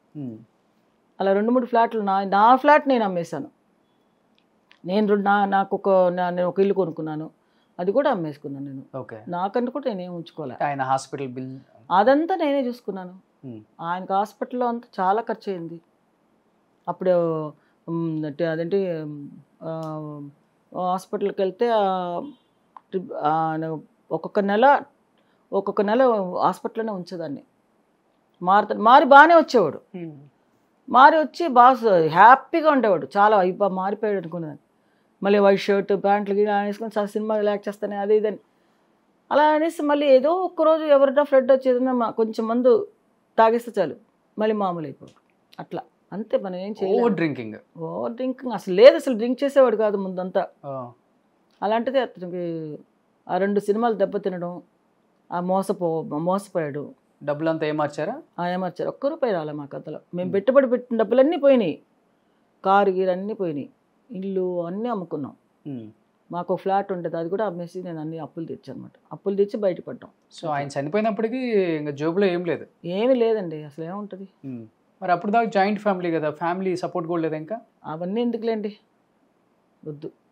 కానీ ఆయన చనిపోయినప్పటికీ 38 అంటే మీకు కూడా అంతే 39-40. మీకన్నా చిన్న వాళ్ళే కదా ఆయన? 2 years చిన్న. ప్రేమించినప్పుడు తెలియదు చిన్న ఆయన తెలుసు, నేను చెప్పేశాను ఆయన, తనకు చెప్పా. నేనే అబద్ధాలు చెప్పాల్సిన అవసరం ఉంది. 40 సంవత్సరాలకి భర్త, 4 పిల్లలు, భర్త లేరు, ఇంకా మనమే ఈ కుటుంబాన్ని ఇంక ముందుకు నడపాలి అన్నప్పుడు అప్పటికి ఆయన ఉన్నప్పుడే సారీస్ అన్ని స్టార్ట్ చేశాను కదా, ఇన్సూరెన్స్ అన్ని అప్పుడు అతను ఉన్నప్పుడే చేసేదాన్ని. రియల్ ఎస్టేట్ చేశాను అతను ఉన్నప్పుడే చేశాను. అతని సంపాదన లేదు కదా, పిక్చర్లు యాక్చువల్లీ మానేశాడు. ఎన్ని సంవత్సరాల ముందు, చనిపోక ముందు ఎన్ని సంవత్సరాల ముందు పిక్చర్లు ఆపేశారు? 4 ఏళ్ళు ఆఫ్ చేశాడు కదా. 4 ఏళ్ళ నుంచి అతను ఏ పని చేయడం మానేశాడు. షూటింగ్ వెళ్ళడు. షూటింగ్ పిలిస్తే రామనాయుడు గారి సినిమాలో షూటింగ్కి బండి వస్తే నాకు ఒంట్లో బాగాలేదు నేను రానని చెప్పేసి అంటాడు. శోభన్ బాబు వాళ్ళంతా వెయిటింగ్లో ఉంటారు అనమాట. అలా చేస్తే ఇండస్ట్రీలో ఊరుకోరు కదా. అలా పాడు చేసుకున్నాడు లైఫ్ని. ఒక రకంగా ఆయన కెరీర్ని ఆయనే పాడు చేస్తున్నారు. ఆఫర్లు రాక కాదు, ఆఫర్లు వచ్చినాయి, చాలా వచ్చినాయి. అదే అంటారు కదండి, ఇప్పుడు శనీశ్వరుడు నెత్తి మీద ఉంటే ఎవరేం చేయలేరు. ఇప్పుడు మంచిగా మన మనిషి మారదామన్నా కూడా మారనివాడు అనుకుంటా దేవుడు. అట్లా పరిస్థితి అనమాట అతనిది. పెళ్ళయ్యాక ఎన్ని సంవత్సరాలు కలిసి ఉన్నారమ్మా? ఉన్నాం చాలా. ఆయన చనిపోయేంత వరకు నేనే కదా చూసుకున్నాను. మహా అయితే ఒక 12-13 సంవత్సరాలే కదా. 81 నుంచి 98 అంటే చూడండి ఎన్ని సంవత్సరాలు. 98 వరకు ఉన్నారు. 98లో చనిపోయాడు అతను. బట్ మీ కెరీర్ అంతా కూడా పెళ్ళైన తర్వాత మీరు ఆపేశారు. ఎప్పుడో మంచి డాన్సర్ మీరు. అన్నీ ఎప్పుడో ఆఫ్ చేశాను. అందరు తిట్టారు. నాగేశ్వరరావు గారు అయితే కూర్చుని 1 గంట సేపు నాకు ఇది నీకు చెప్తున్నాను, నువ్వు పెళ్ళయిందనేసి నువ్వు మానేక, నువ్వు వచ్చి నువ్వు చెయ్యి, నువ్వు ఇది మా డాన్స్ మాత్రం వదలొద్దు, నువ్వు మంచి డాన్స్ మాస్టర్ అవుతావు. ఆయన ఎంతోసేపు ఎన్నిసార్లు చెప్పాడు ఆయన, నీ కెరీర్ పాడు చేసుకుంటున్నావు, ఎంతమంది డాన్స్ పెళ్ళిళ్ళు చేసుకుని చేయట్లేదు, అలా ఇలా అంటే కూడా లేదండి, మా ఆయనకి ఇష్టం లేదు. కేవలం ఆయన కోసం మీ ఇష్టాన్ని చంపుకున్నారు అంతే. అతని వల్ల నేను ఫీల్డ్ వదులుకున్నాను. అందరు తిట్టారు. రాఘవేంద్ర గారు అయితే, ఏం నాగమణి అసలు బుద్ధి ఉందా నీకు, ఇలా వెళ్ళిపోతావేంటి, పెళ్లి చేసుకుంటే చేయకూడదనేది ఏం తప్పేంటి నువ్వు చేసేది అని అంటాడు. రాజేష్ని కూడా పిలిచి, ఏం రాజేష్ ఎందుకు మీ ఆవిడని నువ్వు ఆఫ్ చేస్తున్నావు అని కూడా అడిగాడు ఆయన. దాసనారాయణ చాలా ఇష్టం, దాసనారాయణ కానీ అందరూ వీళ్ళందరికీ మంచి అభిమానం నేనంటే. ఎక్కువ ఏ మాస్టర్స్ దగ్గర చేశారు మీరు? నేను ఎక్కువ సలీం మాస్టర్ చేశాను. ఆ తర్వాత ముందంతా వచ్చి ఒక్క మాస్టర్ దగ్గర చేశాను అసిస్టెంట్గా. సుందర్ మాస్టర్ కాదు, ఈయన మన చోప్రా మాస్టర్ దగ్గర చేశాను. తర్వాత వచ్చి మూర్తి మాస్టర్ ఆయన దగ్గర చేశాను.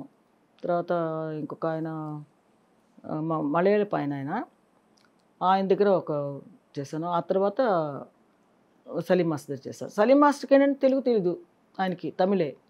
అందుకని నాకు తెలుగు తెలుసు కాబట్టి ఆ మీనింగ్స్ ఆయన తమిళ్లో చూస్తాడు, మనం తెలుగులో అర్థం అయ్యేది కాదు కదా. అది నేను మార్చి చేసేది అనమాట. ఓకే. అంటే ఏంటమ్మా ఇలా చేస్తావు అంటాడు ఆయన. మాస్టర్ இப்போதான் பண்ணணும், அந்த மூமெண்ட்ஸ் அப்படி பண்ணும்போது அந்த தெலுங்குல வந்து அந்த மீனிங்கோட சேர்ந்து பண்ணாதான் நல்லா இருக்கும், இல்லை நீங்கள் இப்படி ஒரு மீனிங் వేరే మీనింగ్ வந்துடும் అలా అంటాను. అంటే అలాగా అప్పుడే సరి అనేవాడు అనమాట. అలాగా నేను చేసిన తర్వాత ఆయనకి మంచి సినిమాలు వచ్చినాయి, తెలుగు సినిమాలు. బట్ సలీం మాస్టర్ దగ్గర చేశారు కదా మీరు, చాలా సినిమాలు చేశారు. But Salim master last stage అసలు చెప్పుకునేది కాదు వేరే వాళ్ళు, అంత ఫైనాన్షియల్గా ఆర్థికంగా దెబ్బతిని తినడానికి కూడా చాలా ఇబ్బందులు పడుతూ చనిపోయారు. చాలామంది మాస్టర్స్ ఆయనతో వర్క్ చేసిన వాళ్ళు పెద్ద పెద్ద మాస్టర్లు అయ్యారు, డాన్సర్లు అందరూ హెల్ప్ చేశారు అన్నారు. ఎందుకు మాస్టర్ ఆ పరిస్థితి వచ్చింది నాగమణి గారు ఆయనకి? ఏమోనండి, అదే చెప్తున్నారు కదా, విధి ఎవరిని తప్పించలేదు. కలిసారా మీరు? కలిసారా? నేను కలవలేదండి. అంటే నాకు వచ్చి నేను పెళ్ళి అయిపోయిన తర్వాత నేను ఎక్కువ బయటికి రానిలేదు నన్ను. అందుకని నేను పెద్దగా ఆ మాస్టర్ దగ్గరికి నేను కలవలేదు. ఎప్పుడన్నా బయట ఎక్కడన్నా కలిస్తే వాళ్ళ వైఫ్ వచ్చి నాకు చాలా బాగా ఫ్రెండ్, సులేఖ అమ్మాయి. ఆయనకి 2 పిల్లలు. నేనంటే చాలా ఇష్టం అమ్మాయికి. ఎప్పుడన్నా నాగమణి ఆయన ఊర్లో లేనప్పుడు నన్ను పిలిచేది, వా నాగమణి వీటికి వాటి అనేసి. అంటే సరే వెళ్ళి వాళ్ళతో మాట్లాడేదాన్ని, కానీ ఆయన ఉన్నప్పుడు వెళ్ళేదాన్ని కదా ఎక్కువగా. ఆ అమ్మాయితో మాట్లాడేదాన్ని ఎప్పుడన్నా. ఆ టైంలో వచ్చి ఆయనకి చాలా ప్రాబ్లమ్స్ ఎందుకు వచ్చినాయి మరి నాకు అర్థం కాలే. అన్నీ అక్కడ చారి స్ట్రీట్లో ఆయన పెద్ద ఇల్లు ఉంది, అది చలం గారిది. ఆ చలం దగ్గర నుంచి ఆయన కొనుక్కున్నాడు. అది వచ్చి కొట్లు పెట్టాడు. ఆ కొట్లు ఏమైపోయిందంటే ఆ కొట్లలో వాళ్ళు ఖాళీ చేయనంటారు. ఖాళీ చేయించాలని ఒక నాడార్ని చంపించాలని ఏదో చేశారు. ఆ స్టోరీ అంతా పెద్దగా వచ్చింది కదా బయటికి. ఆయన చంపించడం, మనుషులు రౌడీలు పెట్టి ఆయన వెళ్ళి చంపలేదు, వాళ్ళని పెట్టి చంపించాడు. అలా వెళ్ళి మాటల్లో టక్కని చేసేప్పుడు మెడ తెగిపోయింది అనమాట. మాస్టర్ది కాదు, నాడారు అనేసి అతను. ఆయన కొట్లు 4 కొట్లు అండి, సలీం మాస్టర్వి అవి. ఆ 4 కొట్లు ఒక నాడారు అతను ఖాళీ చేయమంటే చేయను అంటున్నాడు. అంటే ఆయన ఇల్లు అమ్ముకోవాలి, ఇల్లు అమ్మాలంటే వాళ్ళు ఖాళీ చేసేవాలి. వాడు ఖాళీ చేయనంటే చాలా సంవత్సరాలుగా ఖాళీ చేయంటే ఖాళీ చేయలేదు అనుకుంటా. ఆ టైంలో రౌడీలను పెట్టి అతను ఇంట్లో ఉన్నాడు. ఆ రౌడీలు వెళ్ళి కొట్లో వెళ్ళి గలాట చేశారు. వాడు నువ్వేం చేసుకుంటావు చేసుకో అన్నాడు ఆ కొట్టోడు.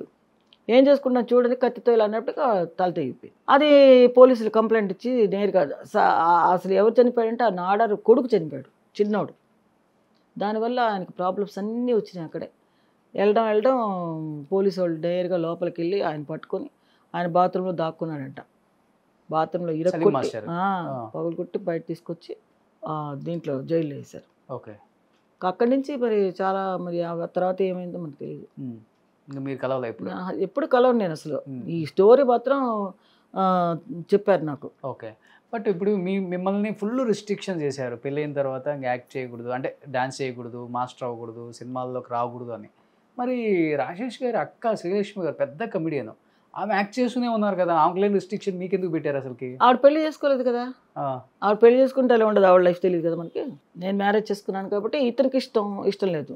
ఓకే. రాజేష్కి. బట్ ఆమె ఎప్పుడు సపోర్ట్ చేయలే, చేయని ఏమవుతుంది, నేను ఉన్నాను కదా ఫీల్డ్లో. సపోర్ట్ చేస్తే అంటే చేస్తారు, ఎందుకు చేయరు, సపోర్ట్ చేస్తారు, చేయమనే చేస్తారు. బాగానే ఉందా మీ ఇద్దరి మధ్య బాండింగ్? బాగానే ఉంటుందా ఫస్ట్ నుంచి ఇప్పటికే? ఇప్పుడు కూడా మొన్న కూడా వచ్చేసి వెళ్ళింది. వస్తారు రోజు, ఎప్పుడో కలుస్తూనే ఉంటాం. నేను నిన్న కూడా వెళ్ళి చూసి వచ్చాను, ఇక్కడే ఉంటుంది కదా వడపల్లిలో. ఓకే. సో ఇప్పుడు ఫ్యామిలీ అంతా బాగా ఉంటాం అండి, మాకేం లేదు. మా ఆడపడుచులు అందరూ బాగానే ఉంటాం. పద్మ, నేను, వాళ్ళ పిల్లలు. ఎప్పుడు ఐశ్వర్య గారు సక్సెస్ అయిన తర్వాత లేదా బిఫోర్ నుంచి కూడా బాగుంటారా? ఎప్పుడు మామూలు మాటలు అన్నీ ఎప్పుడు ఉంటాయి, అదేం లేదు, ఎప్పుడు బాగానే. సక్సెస్ అనేది ఉంది, వాళ్ళ బ్యానకోళ్ళు పైకి వచ్చిందంటే వాళ్ళకి ఇష్టమే కదా. సక్సెస్ అయిపోవడం అనేది అలా మన అంటే మేము పైకి వచ్చినప్పుడు కూడా వాళ్ళు ఎవరు సపోర్ట్ కాదు అంటున్నా. ఆ అమ్మాయి అంత నా సపోర్ట్ కాదు. అవును, నా సపోర్టే లేనప్పుడు ఇంకెవరు సపోర్ట్ కావాలి? తనంతటి తన వచ్చి ట్రై చేసుకుంటే తనంతటి పైకి వచ్చింది అంతే. ఓకే. నేనుగా వెళ్ళి ఒక ప్రొడ్యూసర్ని వెళ్ళి అడగలేదు, మా అమ్మాయికి వేషం ఇవ్వండి అనేసి. ఎందుకంటే మీకు ఇండస్ట్రీ టచ్ లేదు కదా, మొత్తం టచ్ ఉంది, ఉందా? ఉందిగా, ఎందుకు లేదు, ఇండస్ట్రీ టచ్ లేదా, అందరు తెలిసిన వాళ్ళే కదా. ఇప్పుడు రాఘవేంద్ర గారు నడితే ఇవ్వరా, లేదంటే ఇక చాలా ఇయర్స్ అయిపోయింది కదా, ఎన్ని ఇయర్స్ అయినా ఇప్పటికి కూడా వాళ్ళు మర్చిపోలేరు నన్ను, ఎప్పుడు మర్చిపోలేదు. ఎందుకంటే నేను అన్ని పిక్చర్లు ఆయన చేశాను. నేను దాసనారాయణ కానీ, మరి ఈయన రాఘవేంద్ర గారు కానీ, కోదండరామరెడ్డి గారు కానీ, తర్వాత చాలామంది ఉన్నారు కదా, బి గోపాలు, వాళ్ళందరూ నేను అన్ని సినిమాలు చేశాను కదా.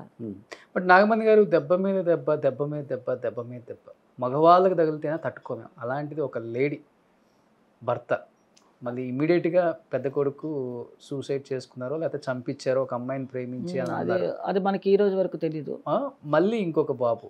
అసలు ఏంటి, అసలు పిల్లలు చనిపోవటం వల్ల మీరు డిప్రెషన్లోకి వెళ్ళిపోయి ఏమైనా ఇబ్బందులు పడ్డారా? చాలా ఇబ్బందులు పడ్డానండి, అదే చెప్తున్నాను కదా, చాలా ఇబ్బందులు పడి నేను అసలు మనిషిని అవ్వడానికే చాలా రోజులు పట్టింది. ఇంకా నేను అసలు అన్ని దేవుళ్ళని పగలు కొట్టేస్తాను ఇంట్లో. నా రెండో అబ్బాయి చనిపోతానే మొత్తం దేవుడి ఫోటోలు తీసి అన్ని ఇసురు కొట్టేస్తాను. దేవుడిని పూజ చేయడం మానేస్తాం మేము చాలా సంవత్సరాలు. ఇంట్లోకి అసలు ఒక్క దేవుడిని కూడా రావనిలే, వద్దు నాకు అసలు ఎవరు, దేవుడే హెల్ప్ చేయలేదు, అన్ని కష్టాలు పెట్టాడు దేవుడు, అన్నీ ఇంత ఇంత మరి సీతమ్మ ఎలా పడిందో తెలియదు మనకి. నేను అది ఆవిడకంటే ఎక్కువ పడ్డానేమో అనిపిస్తుంది. అన్ని కష్టాలు పడి ఈరోజు హ్యాపీగా ఉన్నానండి. నాకు ఇప్పుడు నాకు బాధలు ఏం లేవు, అవన్నీ వదిలేస్తాను. ఇంకా ఎందుకు ఆ బాధలు చెప్పుకోవడం, అంతే కదా, అవసరం లేదు. పెద్ద అబ్బాయి చనిపోయి ఎన్ని సంవత్సరాలు అయింది? అయిపోయాను, 2003లో చనిపోయాడు. 2008లో చిన్న అబ్బాయి చనిపోయాడు. సూసైడ్ చేసుకున్నారా? రెండో అబ్బాయి యాక్సిడెంట్. అది ఓకే, అది తెలుసు. పెద్ద అబ్బాయి సూసైడ్ చేసుకున్నాడు అని చెప్పారు, మనకు తెలియదు. ఇంట్లోనే ఒక అమ్మాయి ప్రేమించి వాళ్ళ ఇంట్లో, అది మధ్యాహ్నం కరెక్ట్గా 12:30కో ఎప్పుడో ఆ టైంలో చనిపోయాడు. అది మాకు చెప్పింది 2:30 గంటలకు చెప్పింది. మేము అందరం వెళ్ళాం హాస్పిటల్ దగ్గరికి, భారతీరాజ హాస్పిటల్లో బాడీ ఉంచారన్నమాట. ఏం చెప్తాం, ఇంకా అప్పుడే సగం పోయింది ప్రాణం నాకు. పెద్ద కొడుకు ఏదో మనకు చేతికి అందొస్తాడు కదా అనేసి అనుకున్న టైంలో కరెక్ట్గా మంచి హైట్, పర్సనాలిటీ, బాగా అందంగా ఉంటాడు అబ్బాయి, చాలా బాగుంటాడు. ఆడ కూడా సినిమాలో రప్పించాలని హైదరాబాద్ తీసుకొచ్చి రాఘవేంద్ర గారు కూడా చూపించాను, ఆయనకు చూపించాను. కొంచెం పెద్ద ఆవిడ అవని, నాగమణి ఇప్పుడే అవసరపడక చిన్నపిల్లడు కొన్నాడు అనేసి అన్నాడు. హైట్ మాత్రం 6 ఉంటాడు, బాగుంటాడు అనమాట. సరే నేను కొంచెం వాడి మీదే నేను ఎక్కువగా ఆశపడ్డాను అనమాట, సినిమాలో చేయిద్దాము, అంటే పర్సనాలిటీగా ఉన్నాడు నాన్నలాగా అనేసి అనుకున్నాను. అది అలాగైపోయింది. ఈ రెండో అబ్బాయి ఫ్రెండ్స్తో వెళ్ళి ఇంటికి తిరిగి వచ్చేప్పుడు వినాయక చవితి రోజు, కరెక్ట్గా వినాయక చవితి రోజు చనిపోయాడు. అది యాక్సిడెంట్ అయిపోయి రోడ్డు మీద పడిపోయి ఉంటే ఇంకా పోలీసులు నాకు ఫోన్ చేసి, మీ అబ్బాయి కిషోర్ అనే అబ్బాయి ఇక్కడ చనిపోయాడని కూడా చెప్పలా, యాక్సిడెంట్ అయింది. అంత పరిగెత్తాం, చూస్తే ఆడు కూడా సేమ్ స్ట్రెచ్చర్లో పడుకున్నాడు. ఇంకంతా ఏం చేయాలి ఇంకా జీవితంలో, 2 కొడుకులను పోగొట్టుకున్నాను, అంతే జీవితం. పైకి ఇలా ఉన్నారు కానీ 4 గోళ్ల మధ్య ఎన్ని నిద్రలేని రాత్రులు, చాలా. కన్నీళ్ళు ఇప్పుడు కూడా అనుకుంటే నిద్ర రాదు రాత్రులు, అలా అనిపిస్తుంది. ఏంటంటే ఫ్యామిలీ గురించి ఆలోచించకు, ఇంకా ఆలోచిస్తాను చాలా, ఇంకా జీవితం ఏముంటుంది చెప్పండి, పోయింది. ఏ ఆడదానికి రాని కష్టాలన్నీ మీకే వచ్చాయి కదమ్మా ఇండస్ట్రీలో. నిజంగా చెప్పాలంటే, వాస్తవంగా చెప్పాలంటే చాలా మందికి తెలియదు, తెలుగు వాళ్ళకి కూడా. ఇది మీరు కూడా ఎప్పుడు ఇంటర్వ్యూ ఇవ్వడానికి ఇష్టపడలేదు కాబట్టి, ఫస్ట్ టైం ఇస్తున్నారు కాబట్టి, నిజంగా మీ గురించి విన్నప్పుడు కళ్ళంబ నీళ్ళు రాకుండా ఉండవు ఎవరికి కూడా, మనిషి అనేవాడికి. అన్ని కష్టాలు పడ్డారు మీరు. అయిపోయింది ఇంకంతే, కష్టాలు పడ్డాం, ఇంకా అదే మనం గుర్తుపెట్టుకుంటే జీవితంలో మనం పైకి రాలేం, వదిలేయాలి అంతే. దేవుడు మనకి ఇంతే రాత రాశాడు, దేవుడు ఇంతే ఇచ్చాడు. ఈరోజు మనకి 2 పిల్లలే ప్రాప్తం, 4 పిల్లల్ని మా అమ్మ ఎందుకు కనమని చెప్పిందో ఈరోజు నాకు అర్థమవుతుంది. బట్ 2 పిల్లలు పోయిన తర్వాత ఎన్ని సంవత్సరాలు పట్టింది మళ్ళీ తిరిగి నిలబడి? చెప్పలేండి, చాలా సంవత్సరాలు పట్టింది. నేను అసలు స్థితిలో లేను, అసలు మోడిపారిపోయిన చెట్టులాగా అలాగే ఇంట్లో కూర్చుని ఏడుస్తూ కూర్చోవడం, అవన్నీ చూసే మా అమ్మాయి, బుజ్జి అంటాను నా కొడుకు, వీళ్ళందరూ, అమ్మ మేము ఉన్నాం కదా ఎందుకు సరిపోని అవి వదిలి, ఇంకా మేము మమ్మల్ని కూడా వదులుకుంటావు, అయితే నువ్వు వెళ్ళిపోతావంటే, నేను చచ్చిపోతానంటే నా మమ్మ మాకెవరు దిక్కు, నాకు తండ్రి లేరు, నువ్వు లేకుండా ఉంటే ఎలాగంటే అప్పుడు ఇంకా వాళ్ళ కోసమన్నా బతకాలి కదా మనం. అలాగే దృఢం చేసుకొని మనసుని గాయపరుచుకొని ఈరోజు వరకు బాగా చూసుకుంటున్నారు నా పిల్లలు, హ్యాపీగా ఉన్నాను. కోరింది ఏం కావాలో చూసుకో, ఏం కావాలి నన్ను అడగకుండా ఏం చేయరు. అన్నీ నేనే ఏం చేసినా నువ్వేం చేస్తే అది మాకు ఏం చేస్తే అది చేయమంటారు. నన్ను మించి ఏమి చేయదు మా నా కూతురు కూడా. అలాంటి అమ్మాయిని కంటం కూడా నా అదృష్టం. ఒక అమ్మాయి ఒక ఇంటి ఇదినే మార్చేసింది మళ్ళీ. కంటే కూతుర్నే కనాలిరా అని ఎందుకంటారు పెద్దవాళ్ళు. సేమ్ ఐశ్వర్య గారిని చూసినప్పుడు అనిపిస్తుంటది అనమాట. అంతే. అదే అంటే ఆ అమ్మాయి జీవితంలో అంటే ఫైనాన్షియల్ గా ఇంటిని లేపిందని అది కాదు నేను చెప్తుంది, ఒక ధైర్యం మరి నా ఏం బిడ్డ. చేస్తుంది మనిషి తనకి దెబ్బే వాళ్ళ అన్నంటే ఇష్టం, రెండో అన్నంటే ఇష్టం, పెద్దోడికి చాలా ఇష్టం. అసలు భుజాల మీద వేసుకుని తిరుగుతాడు. వాడు చనిపోవడంతో మా అమ్మాయి అసలు దానికే నాకంటే ఎక్కువ ఏడ్చింది. అదే అన్ని కొట్టుకుని ఏడ్చింది. అంత ఇదిగా ఏడ్చింది ఆ పిల్ల. ఎవరైనా వాడైనా కూడా మా రెండోవాడు మూడోవాడు కూడా అసలు వాళ్ళందరూ అన్నదమ్ములు కదా, అంత ఇదిగా ఏదో పెద్ద ఫ్యామిలీ అవుతుంది అనుకున్నాను నేను. నాకేంట్లే ముగ్గురు మగపిల్లలు ఉన్నారు, ఆడపిల్ల హ్యాపీగా ఉండొచ్చు. ఎవరు కష్టపడి ఎవరు హెల్ప్ చేసినా చేయకపోయినా నాకు అయితే కుడి భుజం ఎడం భుజం ఇంకేంటి, నాకు ఏం తక్కువ అవుతుంది అలా అనుకుని నేను మైండ్లో ఎన్ని కష్టాలను అనిపించాను అనమాట. తండ్రి పోయినా కూడా సరిపోని ఏం చేస్తాం, మనకి రాత ఇంతే అనుకున్నాం. ఈరోజు మరి వాళ్ళిద్దరు పోయిన తర్వాత మనం ఇంకా అది కూడా దేవుడు వచ్చి దేవుడికి కన్ను కుట్టింది అనమాట. నా సంసారం బాగుపడకూడదు అని అనుకున్నాడు అనేసి అలా అనుకుని ఇంకా దేవుడిని కూడా తిట్టుకుని అన్నీ అయిపోయి జీవితంలో అంతా అయిపోయింది. ఈరోజు ఏదో పిల్లలు పైకి వచ్చారు, వాళ్ళు బాగుంటే చాలు అలా అనుకునే ఉన్నాను. మరి దేవుడిని ఎప్పటి నుంచి పూజిస్తున్నారు? మళ్ళీ చేస్తాం. ఎక్కడ మనం వదులుతాడు ఆయన, వదలడు కదా. అలా అంటాం కోపంలో. అంటే దేవుడు వచ్చి మనకి ఎంత రాశాడో అదే జరుగుతుంది. అవును. ఆయనకి ఇష్టం ఇద్దరు పిల్లలు తీసుకెళ్ళిపోయాడు. నీకు చాలా ఇద్దరు పిల్లలు అనుకున్నాడు. సరే ఆయన మనసులో ఏమనుకున్నాడో మనకు తెలియదు కదా. మన రాత ఇంతే అనుకోవాలి. వాళ్ళకి ప్రాప్తం 20 సంవత్సరాలు ప్రాప్తం ఒక పెద్ద అబ్బాయికి, 23 సంవత్సరాలు ప్రాప్తం చిన్నోడికి. అంటే నా దగ్గర వాళ్ళు ఇంతవరకే ఉండాలని రాసి పెట్టాడు దేవుడు. నిజంగా పూర్వం పెద్దవాళ్ళు ఎందుకు చెప్తారో తెలియదు, పిల్లలే మన ఆస్తి, పిల్లలే మన ఆస్తి. అంతే మరి ఇంకెవరు ఏంటంటే అందరూ పనికి మాలిన ట్రెండ్ ఒకళ్ళు ఉంటే చాలు, వీళ్ళని పోషిస్తే చాలు. ఇప్పుడు ఖర్చులు చూసారా ఎట్లా ఉన్నాయో అనేస్తున్నారు. కానీ నిజంగా పూర్వం అందుకే కదా 10 మంది 12 మంది 15 మంది కూడా ఉంటారు. అదే కదా బలం. నిజంగా గ్రేట్ అమ్మ అసలుకి. ఇది బాగా మైండ్లో పడిపోయింది అనుకుంటా ఐశ్వర్య రాజేష్ గారికి. అంతే తన అన్ని బాధలు చూసింది కదా. వాళ్ళ నాన్న చనిపోవడం, వాళ్ళ అమ్మమ్మ చనిపోవడం, తర్వాత వాళ్ళ అన్నదమ్ములు ఇద్దరు చనిపోవడం, దెబ్బ మీద దెబ్బ కదా. నలుగురు మేమంతా కలిసిగా ఉండేవాళ్ళం. అందరూ మరి ఏదో గూట్లో పిట్టలన్నీ ఎగిరిపోతే ఎలా ఉంటుంది, ఆ గూడు చిన్నదిగా ఏమీ లేకుండా అనాదిగా ఉన్నట్టుగా అయిపోయింది ఫ్యామిలీలో. అలాగా వాళ్ళకి ఏమనిపిస్తుంది అంటే ఇంక మీద మా అమ్మని సుఖపెట్టాలి, మా అమ్మకి బాగా చేయాలి. అలానే ఆ అమ్మాయి మనసులో పడింది. దానివల్ల కూడా ఆ అమ్మాయికి కొంచెం ధైర్యం వచ్చి ఉండొచ్చు. ఓకే. లాస్ట్ పాప కదా అందరికన్నా, లాస్ట్ పాప. ముగ్గురు మగపిల్లలు ఫస్ట్. ఇప్పుడు బాబు ఏం చేస్తున్నారమ్మా? మణికంఠ వచ్చి ఇప్పుడు అంటే అనిమల్ రెస్టో బార్ అని ఒక బార్ పెట్టాడు. తర్వాత రిసార్ట్ ఒకటి తీసుకుని, అది అంటే వేరే వాళ్ళది రిసార్ట్, అది అద్దెకి తీసుకుని అది జరుపుతున్నాడు అనమాట. ఆ రెండు చూసుకుంటున్నాడు.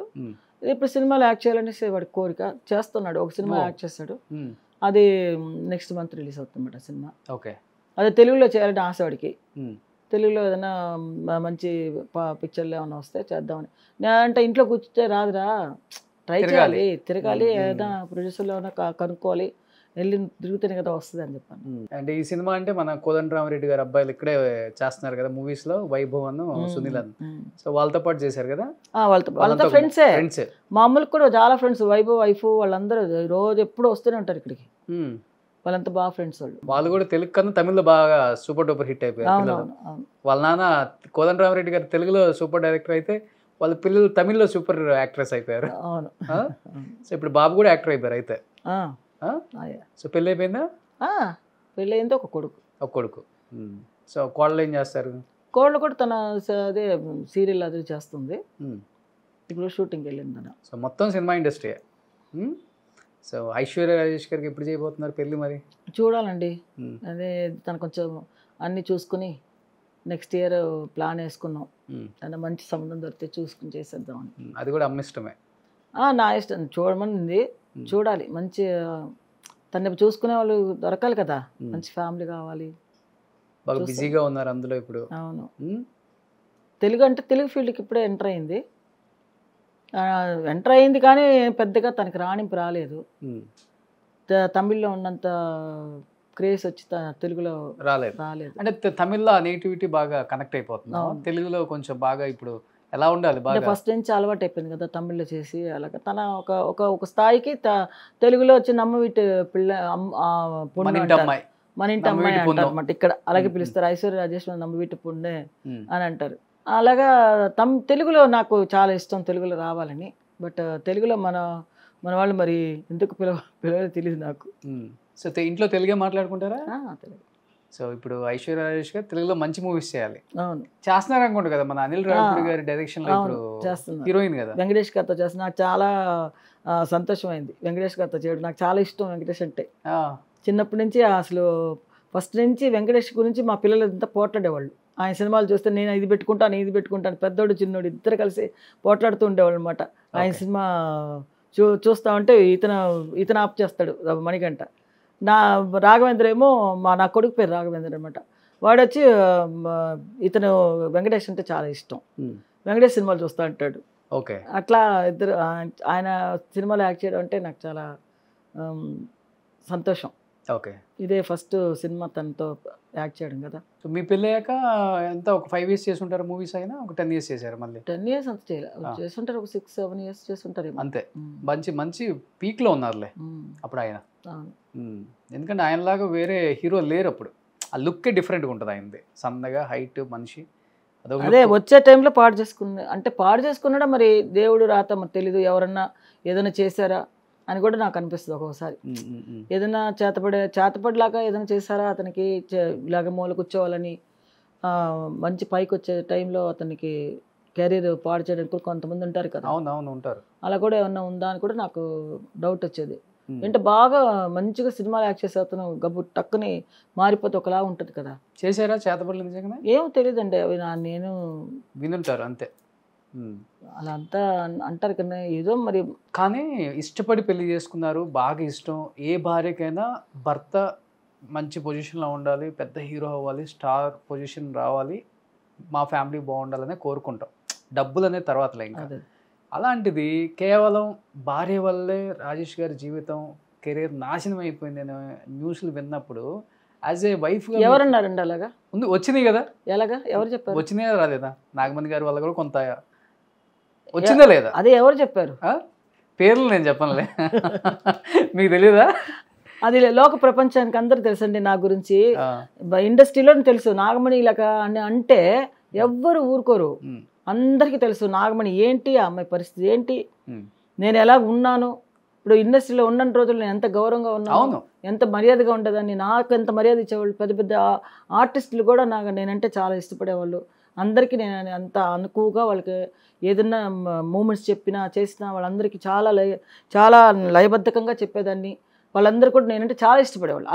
అలాంటప్పుడు నాగమణి ఇలాగ పోయిందంటే వాళ్ళు రివర్స్గా తీసుకుంటారు. మాట్లాడిన వాళ్ళు ఇష్టం వాళ్ళది. ఇప్పుడు బాధ అనిపించిందా అలా మాట్లాడినప్పుడు? అనిపిస్తుంది. నిజంగా చెప్పండి. కాదు, ఇన్ని దెబ్బలు తిన్న తర్వాత ఇవన్నీ కింద ఇది జూజుబి అండి. నాకు ఇవన్నీ జూజుబి ఏమీ లేదు. చూడండి, ఎవరు ఏం మాట్లాడుకున్నా ఎవరిని ఆప్ చేసే వాళ్ళు ఎవరు లేరు. అవును. ఇప్పుడు నేను పైకి వస్తున్నాను పైకి అలా అంటూనే ఉంటే నేను పైకి వెళ్తూనే ఉంటా. నువ్వు ఏడుస్తూ ఉంటే నేను ఏడవను. ఇప్పుడు చాలామంది ఏమనుకుంటారు, అమ్మాయికి ఎస్ నాకేం తక్కువ అని అలాగే అనుకుంటాను. కానీ మనం ఏంట్రా వీళ్ళు ఇలా మాట్లాడుతున్నారు, వాళ్ళు ఇలా మాట్లాడుతున్నారు అనుకుంటే మనం కుషించిపోవాల్సిందే జీవితంలో. ఎవరిని మనం నమ్ముకుని మనం బతకలేదు కదా, మన జీవితం అంతే. అందుకని ఎవరిని నేను విమర్శించను. ఎవరితోనూ మనం అయిన వాళ్ళు అనండి, కాని వాళ్ళు కానివ్వండి, ఎవరినా వాళ్ళ ఇష్టం, వాళ్ళది వాళ్ళు అలా అనుకున్నారేమో, అది నాకు అనవసరం. దాని గురించి నేను బాధే పడను. మీ పాప అంటారు కదా, మనకి ఎవ్వరు సపోర్ట్ చేయడు, మనమే సపోర్ట్ చేసుకోవాలి. అంతే, అలాగే అంతే కదా. మనం ఎదగాలంటే మనమే సపోర్ట్ చేసుకోవాలి. ఒకడు వచ్చి ఎవడు మనల్ని లేపడు, ఎవ్వరు లేపరు, మనం లేవాలి అంతే. ఇప్పుడు నా కాలు సరిగ్గా లేవంటే ఎవరు వచ్చి లేపరు. నేనే మెల్లిగా ఏదైనా కర్రో గిర్రో పట్టుకుని లేపితే లేచి మెల్లిగా నడుచుకుని నా స్థానానికి నేను వెళ్ళి కూర్చోవాలి. బట్ సేమ్ మీకున్న మైండ్ సెట్ పాపకి ప్రింట్ అలా వచ్చేసింది అనుకుంటా. జీవితంలో ధైర్యంగా పిల్లలందరికీ ఉండటం, అంతే. నిలబడటం, కష్టపడటం. అది ఉంటేనేనండి, అలా ధైర్యంగా ఉండబట్టే కదా జీవితంలో పైకి రాగలుగుతాము. అందరికీ ఆ ధైర్యం రాదు, ఎందుకంటే అలా అనుభవించేసాం మేము, మా కష్టాలన్నీ అనుభవించేసాం. ఈరోజు అవి తలుచుకొని కూడా తలుచుకోను నేను. ఇప్పుడు మీరు అడుగుతున్నారు కాబట్టి చెప్తున్నా, ఎందుకంటే వేస్ట్, తలుచుకుని వేస్ట్ కదా. ఇప్పుడు జీవితంలో మళ్ళీ తవ్వుకోవడం ఎందుకు అని అనిపిస్తుంది నాకు. ఎవరిని అడిగినా అసలు మా అమ్ములు అయితే, మా ఐశ్వర్య అయితే పాత విషయాలు మాట్లాడకమ్మా అంటది. పాత విషయాలు వద్దు, నువ్వు మాట్లాడద్దు. ఈరోజు నువ్వు ఎలా ఉన్నావు అది చూసుకో, అంతే. నీకేం కావాలి అది తీసుకో. అలా మైండ్ సెట్ చేసేస్తారు ఇంట్లో పిల్లలు కూడా. అమ్ములు అంటారు మీరు ఐశ్వర్యని? ఓకే.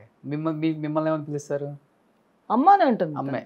సో ఈ రోజు మీరేంటో నువ్వేంటో చూసుకోమ్మా అని చెప్తారు కదా. అమ్మ మంచి మంచి పాప అసలుకి ఏది అమ్మకి అడగకుండా అన్ని మంచి మంచి గిఫ్ట్స్ అనుకుంటా తీసేస్తుంది. అన్ని కావాలా అవి అన్ని. డైమండ్ కదా అది?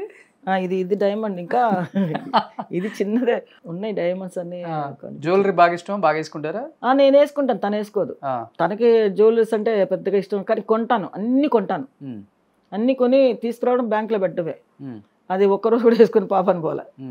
నేను వేసుకుని నా వరకు నేను అనుభవిస్తాను.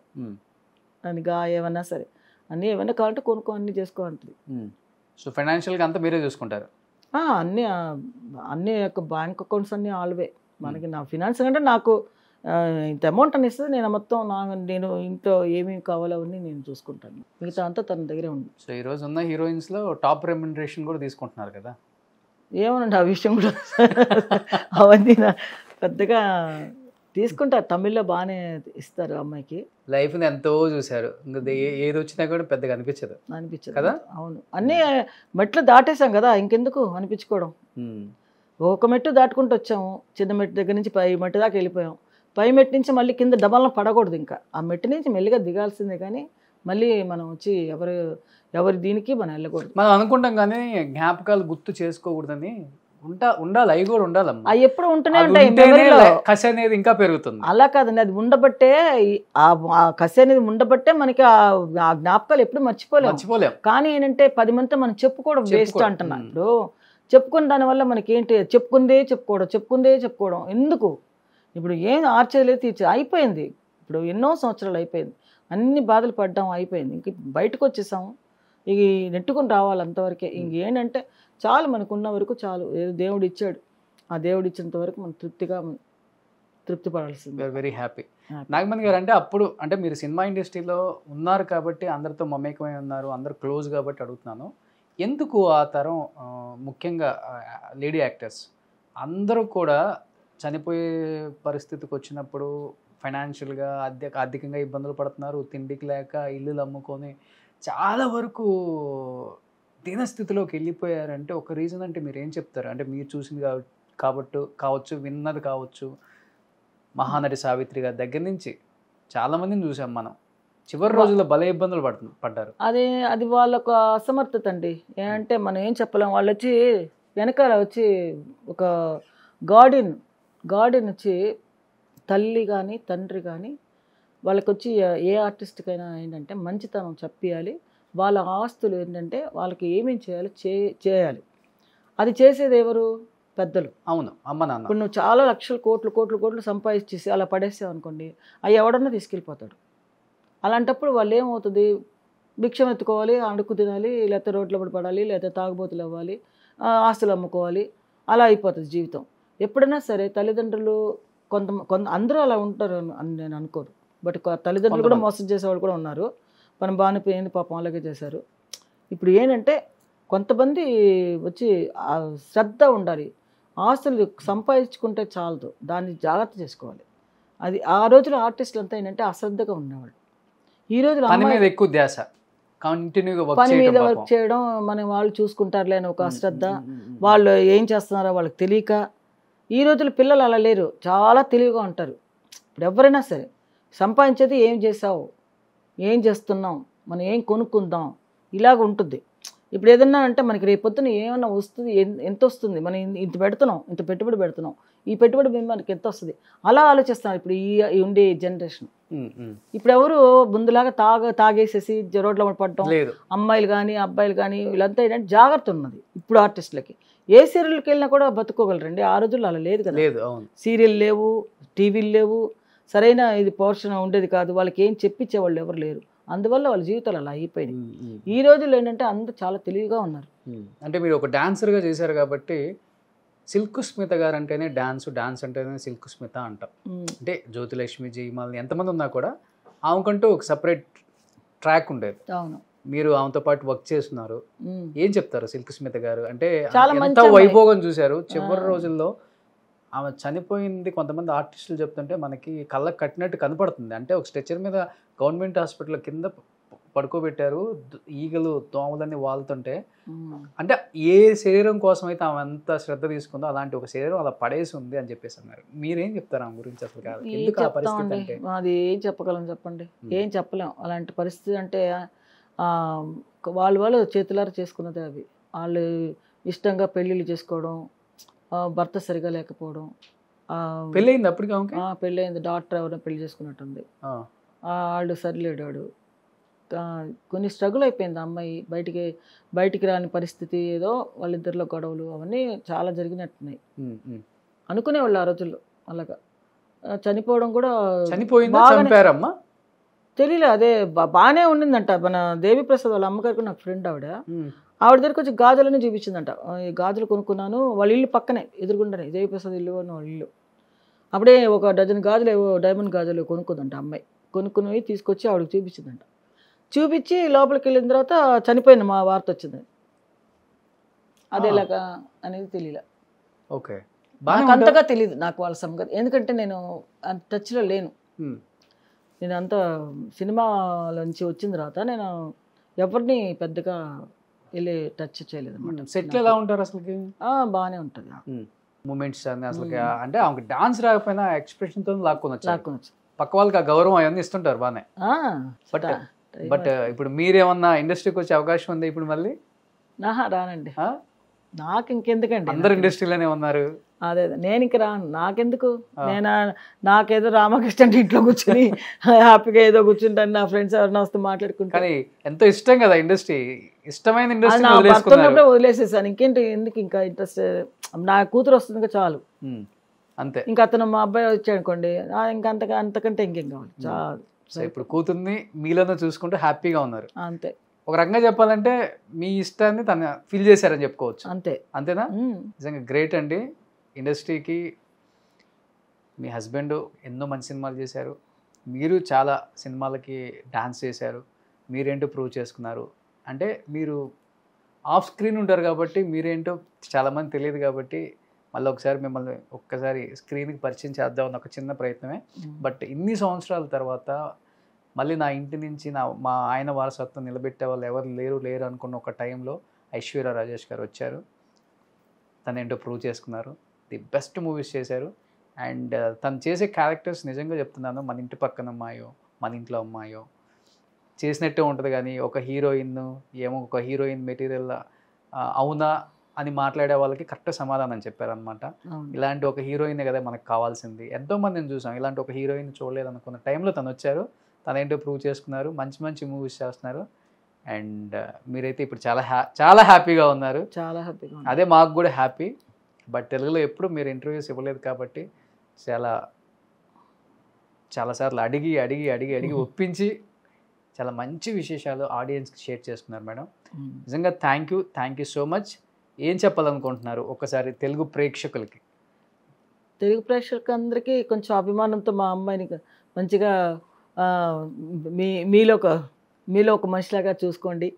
ఆ అమ్మాయికి కూడా మంచి భవిష్యత్తు తెలుగులో చేయాలని నాకు చాలా ఆశ. తెలుగులో కూడా ఆ అమ్మాయి వస్తే నాకు చాలా సంతోషం. అంటే తమిళలో ఆల్రెడీ తన మంచి ప్రూవ్ చేసుకుంది, తెలుగులో కూడా ఇంకా బాగా ప్రూవ్ చేసుకోవాలి నేను మంచి ఆర్టిస్ట్ అని చెప్పేసి. ఎందుకంటే పాతకాలంలో సౌందర్య వీళ్ళందరూ అలాంటి ఆర్టిస్టే మా అమ్మాయి కూడా. అవును, అంటే ఆ అమ్మాయి వెళ్ళిపోయిన తర్వాత, సౌందర్య వెళ్ళిపోయిన తర్వాత అలాంటి క్యారెక్టర్లకు మళ్ళీ ఎవరు రాలేదు. అలాగా ఐశ్వర్య రాజేష్ వస్తే సంతోషం, దానికే నేను వెయిట్ చేస్తూ ఉన్నాను. సో రాజేష్ గారి పేరు నిలబెట్టడానికి ఇండస్ట్రీకి వచ్చి మంచి క్యారెక్టర్స్ చేస్తున్నా ఐశ్వర్య రాజేష్ గారికి నిజంగా తెలుగు వాళ్ళ బ్లెస్సింగ్స్, తెలుగు వాళ్ళ తెలుగు డైరెక్టర్స్, తెలుగు ప్రొడ్యూసర్స్ ఎప్పుడూ కూడా మంచి క్యారెక్టర్స్ ఇవ్వడానికి సిద్ధంగానే ఉంటారమ్మా. And thank you so much. And ఒక మంచి ఇంటర్వ్యూ ఇచ్చినందుకు మాకు థ్యాంక్స్.